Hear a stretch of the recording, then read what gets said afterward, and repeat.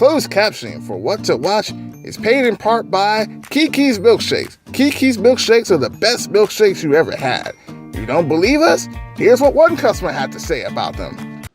I drink your milkshake. I drink it up! Ah, that man loved those milkshakes so much, you just have to have them. Kiki's Milkshakes is not responsible for murdering one person for another Kiki's Milkshake. Also, Kiki's Milkshake does not want you to go out and murder someone for their milkshake. Also, there is no closed captioning for What to Watch.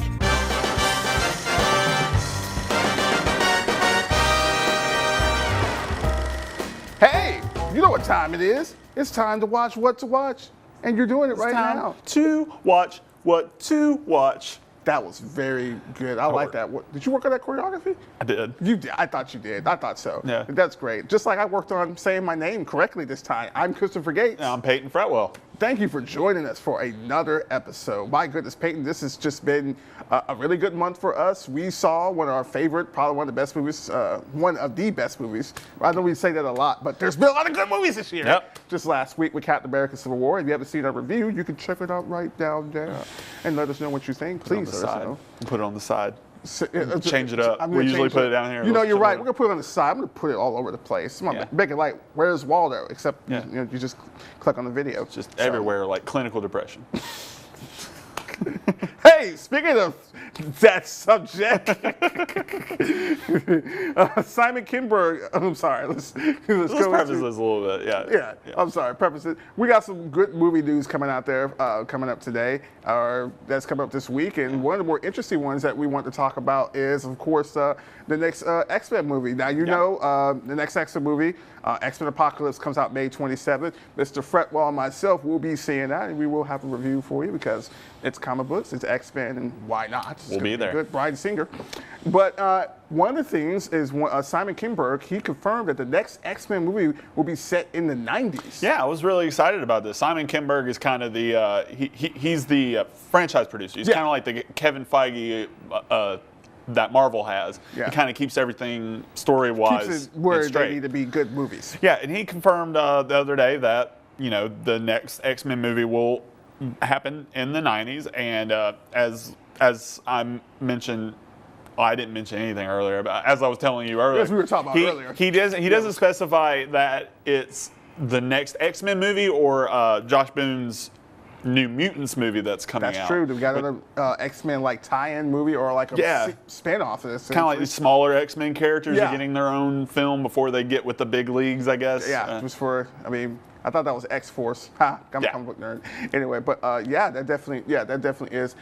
We were talking about this earlier before we filmed the episode that we were excited about this because if those of you don't know, the previous X-Men movie, X-Men First Class, is set in the 60s, late 60s, 70s. Yeah. Day of Future Past is set in the late 70s. Yes. The X-Men First Class is during the 60s. 60s, thank you. See, look at that. So many different periods. Words are hard. This following X-Men movie, X-Men Apocalypse, is set in the 80s. So the next one set in the 90s, that's for me, that's a big thing. That's when I really started watching on the X-Men cartoon was out, read the X-Men comic books. I really loved the Jim Lee comic books of X-Men, where they had all the different color suits. Cyclops was had a six-pack blue costume, and Wolverine was wearing the yellow spandex. I would love if they had some kind of throwback to those old costumes. Yes. Maybe don't go as far as making them have those suits because I don't know how well those would translate to modern. Those would be really cool. I want the yellow spandex and every other flamboyant color that was. They're probably going to have Wolverine be in his old costume in his next movie. I bet you. And so it would be cool to see it. I don't know how well it's going to translate or even if the people running it want to do that. Yeah. I would just love if at least they did some kind of throwaway scene where they're trying new costumes out and maybe they come out with those costumes and they're just like, no, those look terrible. Why are you people doing this? This is an awful idea. But I wonder which one of the X-Men are going to have a Tamagotchi. Oh, please let it be Jubilee. It's got to. Or if Kitty Cat, Shadow Cat's in there, let one of them be one of them. Yeah. Or Jubilee. I'm glad they're making Jubilee useful because to me, I always felt like, what a useless.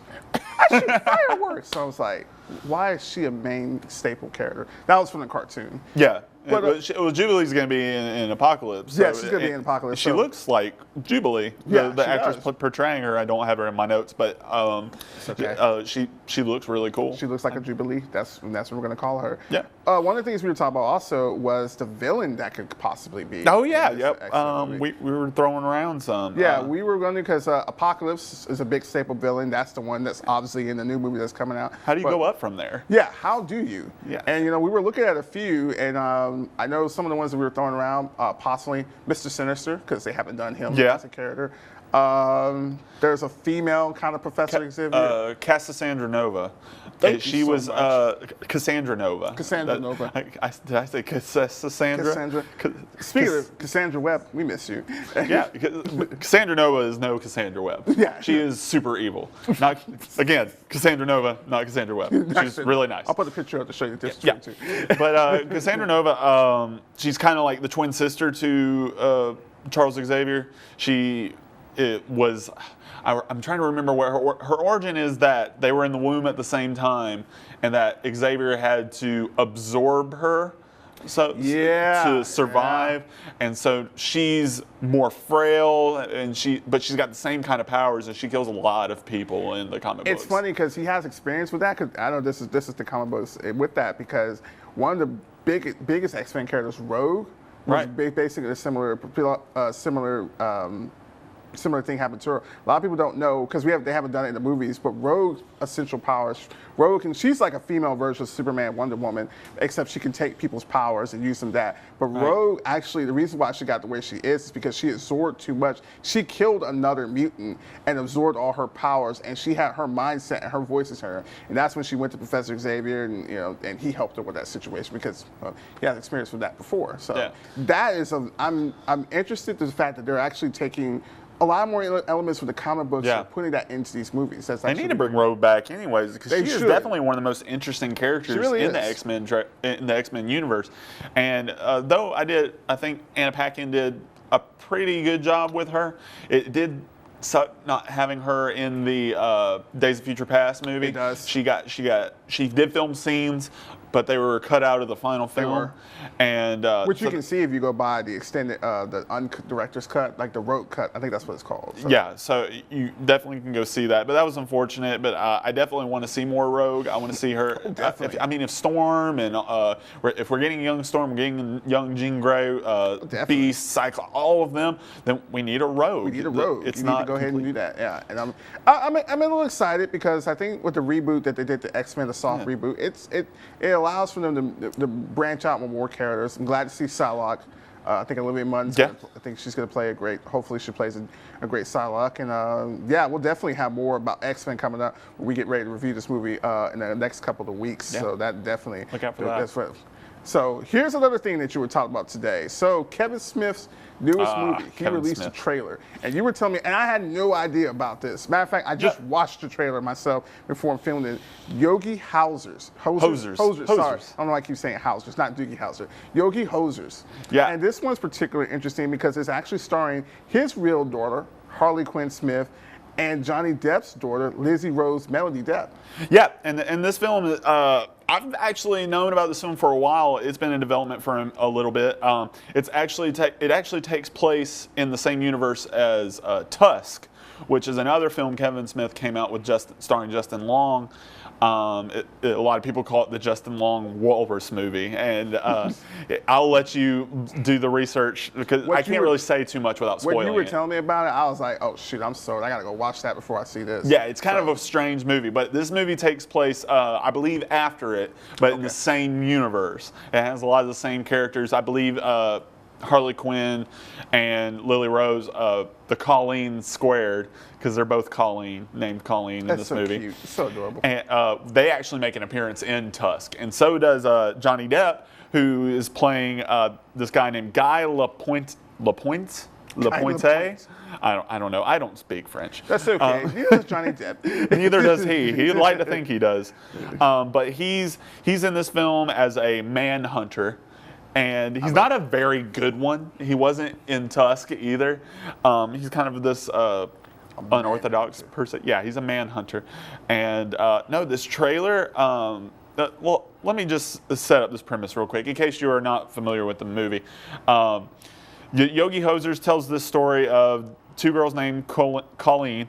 They're best friends from Winnipeg, and they spend their lives doing yoga with their faces in their phones, liking or not liking the real world around them. But when these sophomore girls are invited to a senior party by the school hottie, the Colleens accidentally uncover an ancient evil long buried beneath the Manitoba earth. Now, when that description's been up for a year now, and we were going, what does that mean? Thinking it was the apocalypse or something.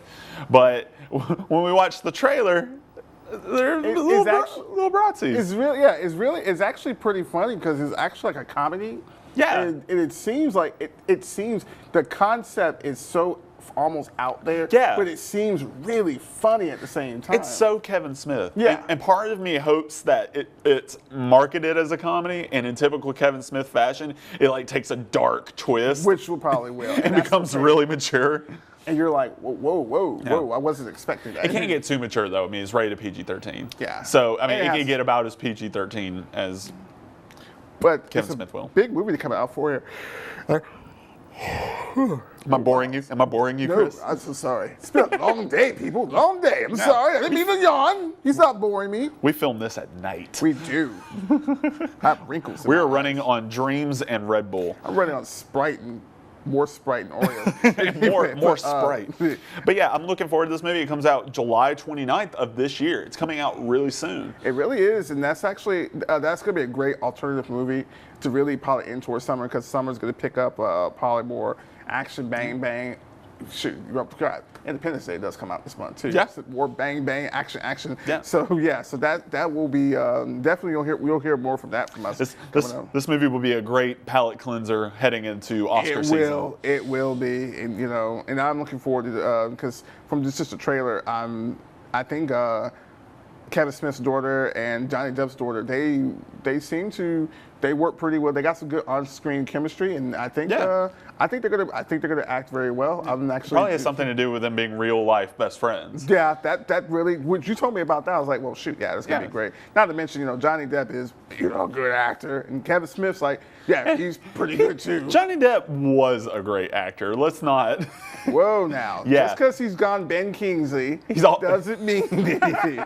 At least Ben Kingsley can say he was in the Jungle Book this year, which was great. Oh, I Johnny Depp can't say that. He was in Transcendence. I didn't say that. All I was just saying is sometimes when you get that certain award, you're just like, it was really like the year when Jamie Foxx got, the Academy for Ray, and that following summer he did Stealth. And you're like, oh, so you got to pay the mortgage. Yeah. So you get that Oscar money, you got to make some crappy movies after that. So you got to break a few eggs.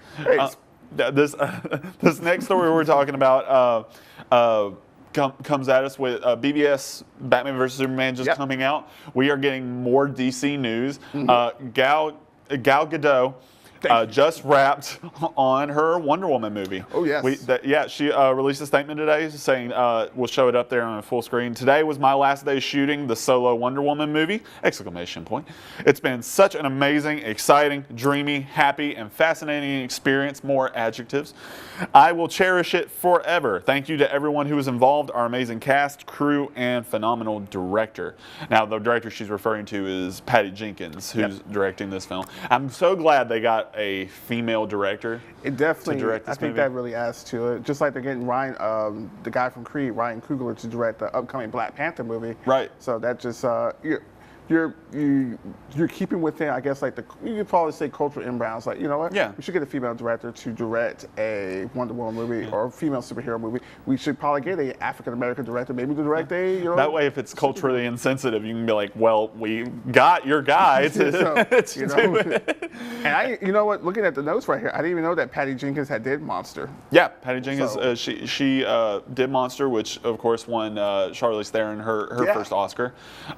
Great great film. She gets really good performances out of women in her films. She knows how to direct women, how to get those performances out of them. And she also was nominated for The Killing. She directed the pilot for The Killing, which if you haven't seen it, it's on Netflix, I believe, still. Me and my girlfriend watched a few episodes of it, and it's a very dark series, but it stars another woman, another lead actress, and she really kills all the scenes that she's in. No pun intended. Yeah, she really kills all the scenes she's in. But yeah, I'm definitely looking forward to Gal Gadot and how she does in this Wonder Woman movie. That's actually because, even though for her limited screen time in the BVS, Gal Gadot, as much as we talk about Ben Affleck, Gal Gadot's performance as Wonder Woman was well done. I mean, not even just talk about the end fight sequence where they have against Doomsday. Sorry, spoilers if you haven't seen it this part. But I'm actually, I'm looking forward to it too because I really like her as Wonder Woman. I think that this Wonder Woman movie has a lot of good potential to be.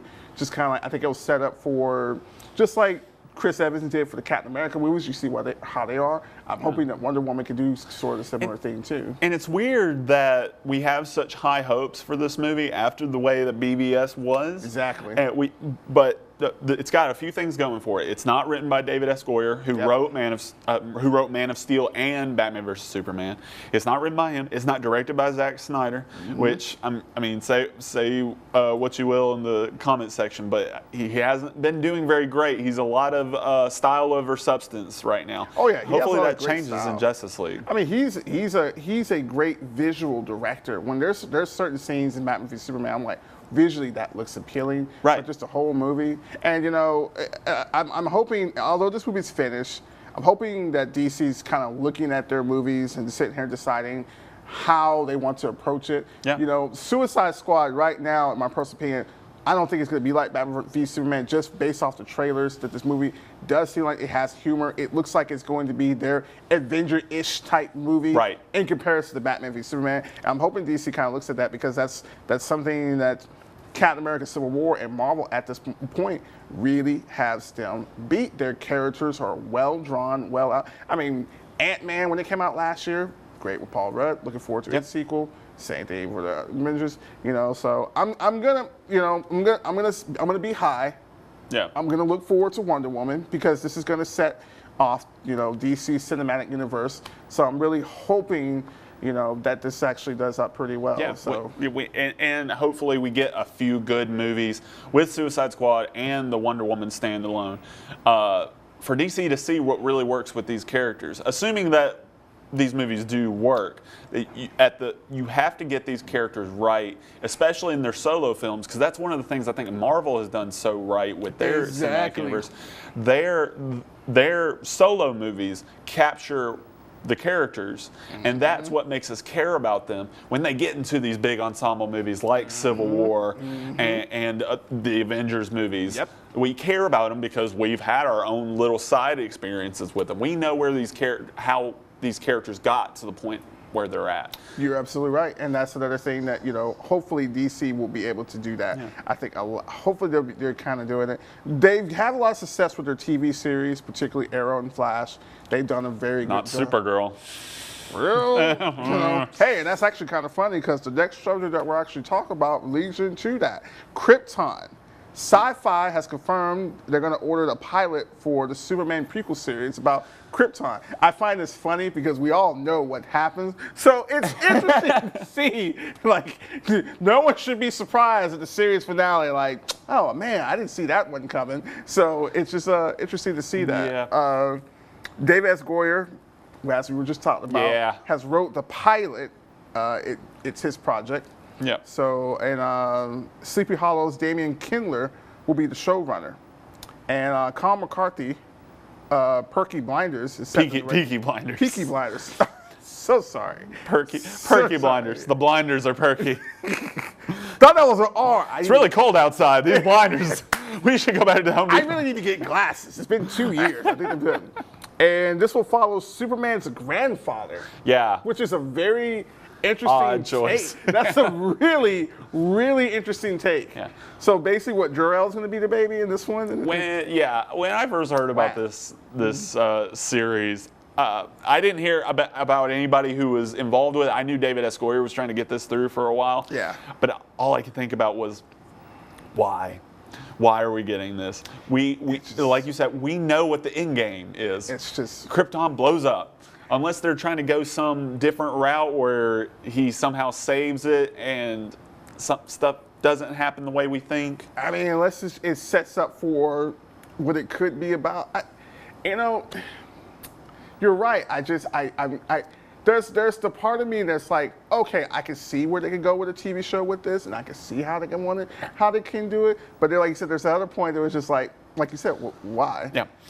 Especially when you've already had a Smallville series that came out almost a decade ago. That's really done that subject. You've had a Superman animated series. You have multiple movies, and that's comic book lore, all that sort of stuff. So. I just can't figure out why this show exists. Yeah, especially when you, like you said, you already have a Supergirl TV series, which 90% chance is going to be renewed on either CBS or CW or whatever the case. So I don't. Yeah. And the choice to go with, this is the problem I ran into with Gotham. We're going to be subjected to this storyline with Superman's grandfather, and we don't know Superman's grandfather. We know more about Jor-El, his father, than we do about his grandmother. And I get why a lot of people would go, that's why we need a TV series.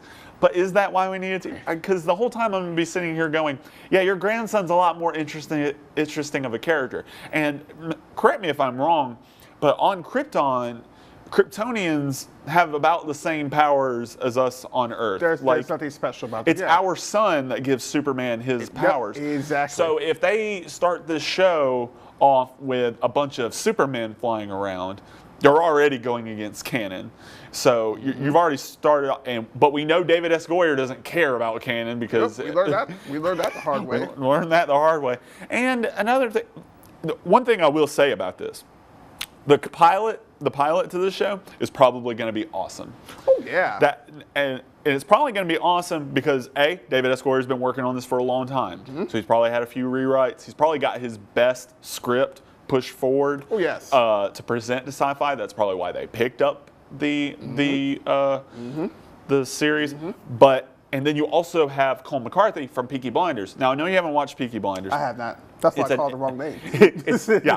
I know you haven't watched Peaky Blinders, but it's a BBC show. If you haven't watched it, it's on Netflix right now. The first 2 seasons. Me and my girlfriend started watching this. I watch a lot of shows with my girlfriend. I know this is the second time I've said that. Yeah, that's like an uncommon thing. Man, watching shows with your girlfriend or wife. Who does that kind of thing? What a loser! What's wrong with you? You should be watching Don Knotts. I'm so lonely. But no, watch Peaky Blinders. It's a great show. Maybe put on some subtitles because they have really thick Cockney accents in it. But it takes place in like the 1930s with Cillian Murphy and a bunch of people. I've just never sat down and watched it. It's so good, and they're about to. Their 3rd season's about to come out. I'm looking forward to it. He's a really good director, and he's probably going to direct the crap out of this pilot. It's going to be really good. David S. Goyer, there was another writer helping him out with this, so some collaboration is going to help him out. Sleepy Hollow's Damian Kindler. I know Sleepy Hollow has its following, but it's kind of a hit and miss show. Some of its episodes are better than the others. And I think this whole season, I think that's where people kind of been wondering since it's been put up to Saturdays. You bring up a good point about the presentation. Yeah, it's going to catch people's attention because it is a Superman show, and it is a different aspect that we've never seen before. There's an idea in my head. I'm thinking like if the show is done like that, I'm sitting there thinking like it could work. Yeah. For some reason, I don't know why, I'm thinking police procedural. That's like one of the thoughts that's come to my head. Like, Clark's grandfather was actually a police officer on Krypton. Well, like, it's Law and Order in space. Gotcha. The story that they say is that his family, the House of L, if you will, have been exiled, or not exiled, but they've been shamed, and the whole show is about him regaining the House of L's honor and trying to save the world from destruction. So I don't know what kind of show this is going to be. I don't know what that entails, if this is going to be some kind of procedural, or if this is going to be some kind of heavy drama. And another red flag for me is one of the vice presidents of NBC Universal made a statement saying about talking about the production value of the show. Now, we know sci-fi with production value is really hit and miss. Sometimes they just look... Sharknado, everybody. Sharknado exists for a reason. And it's not sci-fi's fault. Nope. So he made a statement saying, talking about the production value of this show. He said, and I quote, they're going to have to pick their moments. And what that means to me is that some parts of this show are going to look like crap. And some of these are going to look really cool. Let me tell you something. I get it, because that's one of the issues that Supergirl's having right now with CBS about them saying like a Supergirl costs $3 million per episode to make, and they're like, hey, you got to, it's probably gonna be severely cut back on what they're doing. And it's funny to me because at the same time, I look at a show like The Flash, where its CGI is well beyond that I expect from anything from a TV series, and it's well done. So. That's a definite red flag of sci-fi doing it. Particularly me, the biggest red flag is just doing a show about Krypton, and we know what's going to happen. I get frustrated with these shows, and we were talking earlier about all the TV shows running rampant that are based on movies. We hear a lot of these TV show announcements, and you just got to wonder, some executive, this is a money decision, because some executive was sitting there going, does this story need to be told? And then the answer was no, and then they found out how much money they could possibly make from it, and they signed the check. Okay, let's go ahead and do it. Just like a Lethal Weapon show that's coming out, that's been ordered to come out on Fox later. It's the same thing as the Rush Hour show that's on now. You take the characters that we love from the movie, and then you put them in a TV procedural show with the same names and hire younger actors to play them. It just doesn't work. Because you're taking all the stuff that worked for the movie and you're just stripping it away and putting in a police procedural. And this is happening the same thing with Krypton. You're taking all the things that make Krypton an interesting place is solely that's where Superman came from. He came from this place. It would be like making a whole TV show based on Bruce Wayne's parents. That would be cool, I guess, for like a season. Yeah, it would be. But the entire time you're thinking, they're going to die. I want to see Batman. No, and that was my whole thought about Gotham. I was like, this is cool. All right, Jim Gordon, I got it. But where's Batman coming from? You know Jor-El is the one, this guy's son is the one sending Superman to Earth, like I said, unless they change something. You know, the sad part is, it makes me think, it's like, wow, the grandfather's gonna fail just like the son failed. Yeah. Like, only Superman succeeds. It's like, I don't want to watch a show on a bunch of failures. Show us Superman. I don't care about your petty Kryptonian problems. Everything's gonna blow up. It's just that's the only problem, like you said, with this. When you already know what the end is gonna be, it just seems to me like will it make money, and will I sit down and watch it? Yeah, just to see what it's like. But after that, even Gotham, the biggest issue that I have with Gotham now is a lot of the characters, a lot of elements that are presented in the movie, presented in that show, are stuff that Batman deals with already as current stuff. Like they had Azrael and Anarchy. No, Azrael was on there. I'm like, Batman does it. That's a Batman. Yeah, that was never a Jim Gordon thing. And I can escape my mind and say like, okay, this is an alternate retelling of a Batman origin. Exactly. Okay, but you cannot just take elements that happen in comic books at this particular time and just say, we're just going to put it in a TV show and we'll make Jim Gordon Batman. Yeah, this is a classic case of not getting your characters and what makes them special. Exactly. The thing that makes these villains special is that question of, are these people evil, or were these people going to always do this? Or is Batman the one causing these people to get bigger and stranger and more powerful? And a lot of them he does. A lot of these people's sole purpose in life is to kill Batman. And then when you take Batman out of the equation and just plug these people in and make them thugs and make them go against Gordon, it loses that that mystique.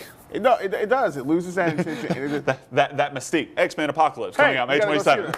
See, you know, Hollywood, you should hire us. We can help you out. We really can. And you know how you can hire us? You can contact us at WRBL.com. Hey! Go right there. You can look at the watch tab. Click on it and go down to the very bottom, see what to watch. You can see all the latest episodes and videos and whatnot on there. You can also follow us on YouTube. Like us, subscribe. Just search for What to Watch on YouTube. You see it. Look at it. There it is. It's pretty, isn't it? Yes, please. Click the red button. Please click the red button. Subscribe. Let us know what you think. We want to know. Happy thoughts are good. We need our father's approval. We need our father's approval. Hey, Daddy, if you're out there, I don't know who you are. Chris's dad, make sure that you and follow us on social media at Instagram, Twitter, and Facebook at WRBL What to Watch. And I'm so sorry. It's okay. No, it's all right. Can I tell you something? Yeah, what's up, buddy? He's not going to come back if you keep acting like a little baby.